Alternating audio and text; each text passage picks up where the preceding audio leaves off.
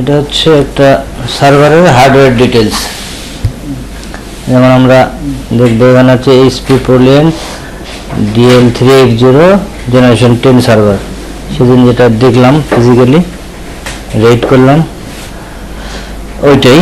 তো ওইটাতে আসলে কি কি থাকে, প্রসেসর থাকে। আচ্ছা, প্রসেসরটা কীরকম প্রসেসর থাকে? প্রসেসর থাকে হচ্ছে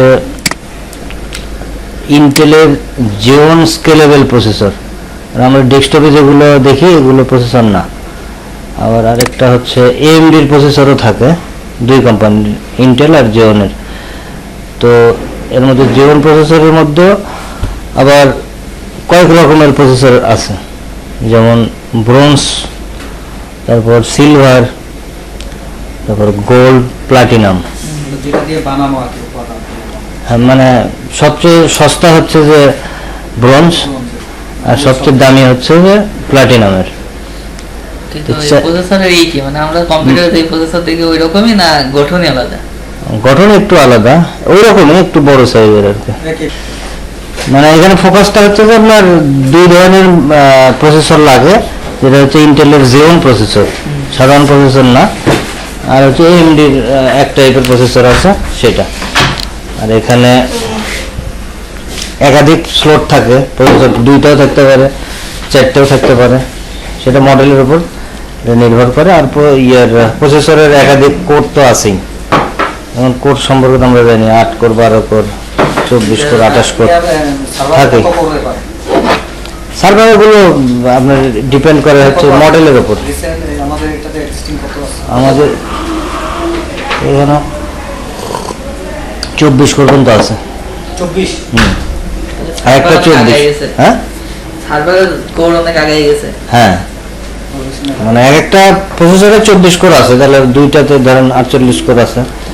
আর হচ্ছে কোর কত কোরের হবে সেটা ডিপেন্ড করবে মডেলের উপর বা আমার চাহিদার উপরে, আর কত গিগাহার্টজ হতে পারে। Clock speed. আমরা একটা সার্ভার যদি একটা সার্ভার ঢুকে দেখি,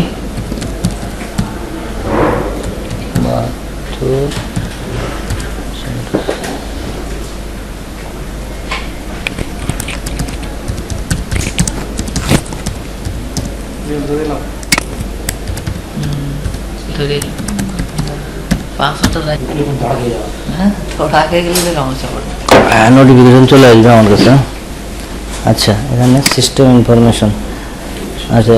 একটা সার্ভারে, ফিজিক্যাল সার্ভারে প্রসেসর দেখি আমরা।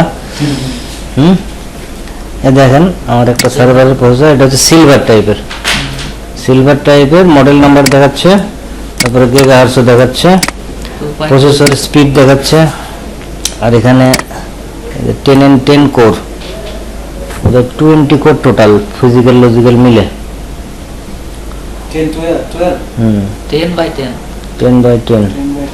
আচ্ছা, এরকম সেম দুইটা প্রসেসর আছে এই সার্ভারে। তো এই হলো প্রসেসরের কাহিনী। আর হচ্ছে র্যাম হচ্ছে DDR4, দুই ধরনের র্যাম হয়। আচ্ছা, RDIMM আর হচ্ছে LRDIMM রেজিস্টার্ড। এটা DDR4 রেজিস্টার্ড একটা, আর হচ্ছে লোড রিডিউস একটা। তো আমাদের এগুলো যেগুলো আছে এগুলো হচ্ছে RDIMM, DDR4। আর এগুলো হচ্ছে মেইন ইয়েটা হচ্ছে যে ECC, এগুলো হচ্ছে এরর কারেক্টিং কোড সাপোর্ট করে। এরর কারেক্টিং কোড সাপোর্ট করে মানে হচ্ছে যে যদি কোনো ধরনের ভুল হয় ডাটাতে, সেই ক্ষেত্রে এটা অটোমেটিক এটা রিকভার করে। যেমন আমরা যদি কোনো, হ্যাঁ, মানে আমরা যদি, হ্যাঁ, র্যামে করে, মানে র্যামের হচ্ছে এটা হচ্ছে অ্যাডভান্টেজ এই ECC। হ্যাঁ, স্পেশালিটি বলতে পারেন। যেমন কিভাবে করে, যেমন আমরা ধরেন একটা ডাটা রাখলাম 100 মেগাবাইটের, সেটা তো ও রাখবে কিভাবে 010101 করে বিট বাইট আকারে। তো হ্যাঁ, বাইনারি। তো যতটুকু আমরা রাখি, যতটুকু আমরা নিজেরা রাখি, ও র্যাম করে কি তার চেয়ে আরো কিছু বিট বেশি করে ও ধরে নেয়। যদি কোনো প্রবলেম হয় ওইখান থেকে সে এটা ইয়ে করে। এটা হচ্ছে ইসিসির হচ্ছে কাহিনী। আর হচ্ছে এখানে সর্বোচ্চ র্যাম ক্যাপাসিটি 3 টিবি পর্যন্ত সার্ভারের মডেল অনুযায়ী। আর মাল্টিপল স্লট থাকে সাধারণত 16 থেকে 24টা স্লট থাকে, 24টা র্যাম আমরা বসাইতে পারি। 24টা? হ্যাঁ।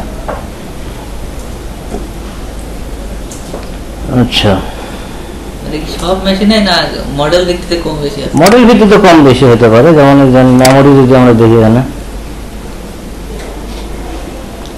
ওইটু ইয়ের ভিতরে মেশিনের ভিতরে 24টা যদি স্লট থাকে র্যামের, তাহলে হ্যাঁ। আগে ও তো মেশিন তো কম না, মেশিন তো কম না, অনেক বড়। মেশিন তো এই দেখেন এইটাতে আমার এইটাতে আছে কত, 1 2 3 4 5 6 7 8 8 থেকে 24 পর্যন্ত। মানে আমার এখানে 8টা আছে স্লট, 8টা ইউজ আছে। আর এখানে আরো হয়তো আছে, দেখি। দেখছেন এমটি আরো কত কত আছে নিচে নাম্বার 12টা টোটাল। হ্যাঁ, তাহলে 1 থেকে 12টা, 12 12 24টা নাকি?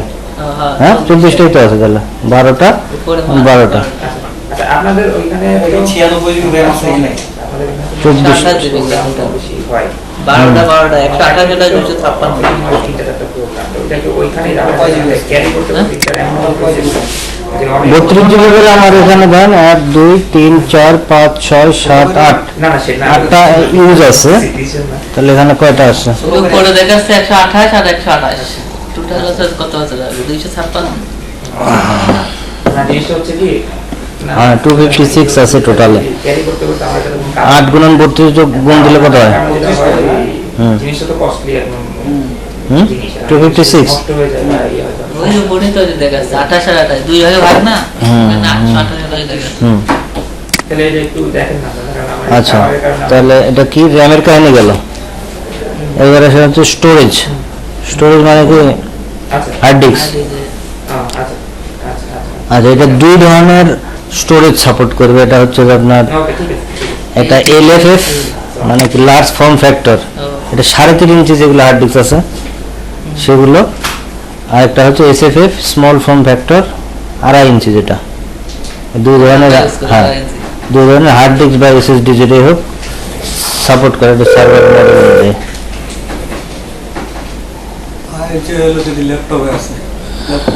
আর এখানে সাটা সাস এনভিএম এগুলো তো আমরা জানি। সাইজ বুঝলাম তো, 3.5 ইঞ্চি আর 2.5 ইঞ্চি দুই ধরনের হার্ড ডিস্ক সাপোর্ট করে, যেটা 3 ধরনের ড্রাইভ সাপোর্ট করে, সাটা সাস আর এনভিএমই। আর রেড কন্ট্রোলার থাকে একটা স্টোরেজের মধ্যেই, যে রেড যেগুলো 0 1 5 6 10 পর্যন্ত সাপোর্ট করে। আর এটা উদাহরণ দিছে একটা 8 গুণন এসে কত কাটা লাগানো যায়। আচ্ছা, এবার আসে হচ্ছে রেড কন্ট্রোলার। রেড কন্ট্রোলার ওই যে রেড করলাম না সেদিন। আচ্ছা, এইচপির হচ্ছে স্মার্ট অ্যারে কন্ট্রোলার।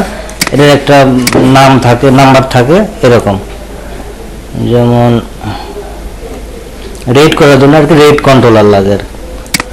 এটা হচ্ছে এইচপির জন্য একরকম নাম, স্মার্ট অ্যারে। এইচপিতে বলা হচ্ছে স্মার্ট অ্যারে, আর ইসে বলে হচ্ছে পার্চ ডেলে বলে হচ্ছে পাওয়ারেজ রেড কন্ট্রোলার, সংক্ষেপে বলে পার্চ ডেলের জন্য। আর এখানে এইচপির জন্য হচ্ছে স্মার্ট অ্যারে। তো স্মার্ট অ্যারে দেই তো বললাম সেদিন। হ্যাঁ, মানে ওটা হচ্ছে রেড কন্ট্রোলার।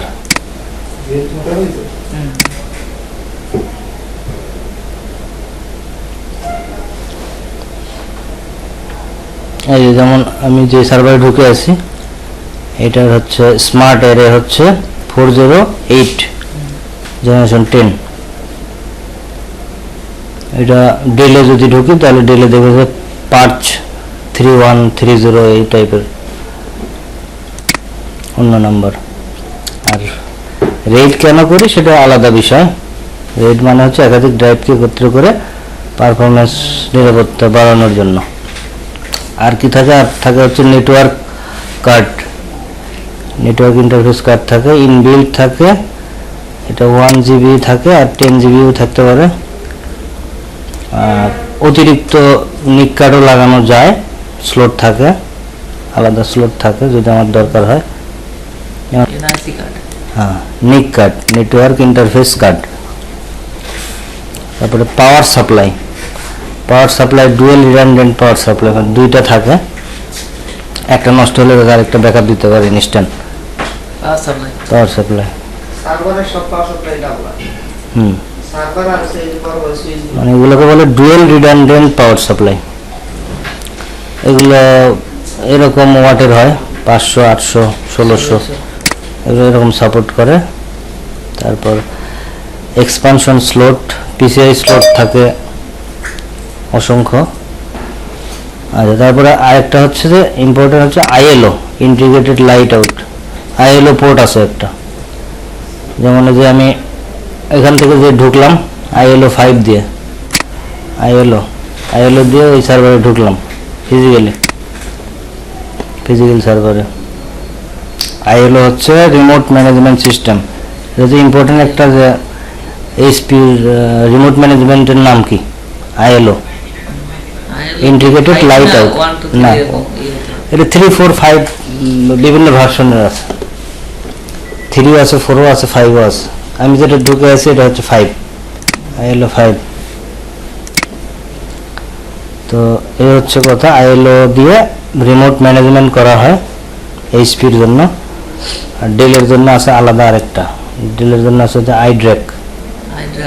আইড্র্যাক পোর্ট। আর এই এইচপি সার্ভারের পিছনে আইএলও পোর্ট আছে, আইএলও পোর্টে আইপি বসানো আছে, সেই আইপি দিয়ে এখান থেকে যেমন এই আইপি আছে ওখানে বসানো, এই আইপি আমি বসাই দিয়ে এখান থেকে রিমোট ম্যানেজমেন্ট করতে পারি। এই হচ্ছে ব্যাপার, সেটা একই জিনিস সব। এটা হচ্ছে র্যাক মাউন্টেড সার্ভার। হ্যাঁ, তাহলে এইচপির একটা মডেলের নাম শিখে ফেলাইলেন। আর এটা জানি তো RS640 আর 740 তিনটা লেটেস্ট।